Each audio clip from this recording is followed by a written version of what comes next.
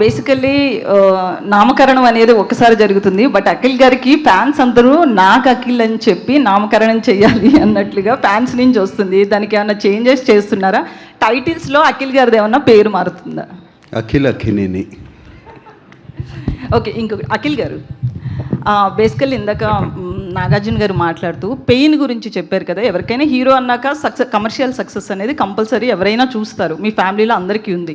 So ఈ cinema అనేది కమర్షియల్గా ఎలా తీసుకెళ్తున్నారు, ఎంతవరకు సక్సెస్ అవుతుంది అనుకుంటున్నారు, మీ హోప్ ఏంటి ముఖ్యంగా? ఎందుకంటే మీరు చాలా పెయిన్ నుంచి వచ్చారు కాబట్టి ఖచ్చితంగా పెయిన్ అండ్ సక్సెస్ అనేది నీడ్.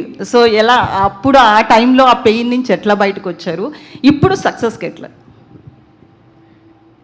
ఈ సినిమా మనం కమర్షియల్గా ఆలోచించలేము. We have to make it how it is suppose to be made. అందుకే ఆయన దాని వెనకాల పెద్ద జర్నీ ఉంది. మేము ఎక్స్పీరియన్స్ చాలా ఎంజాయ్ చేస్తూ పనిచేసాం, ప్రేమించి పనిచేసాం, చాలా రెస్పెక్ట్ ఇచ్చాం ఈ స్క్రిప్ట్కి. డిమాండ్ చేసిందా అలా రాసుకొని వచ్చారు ఆయన.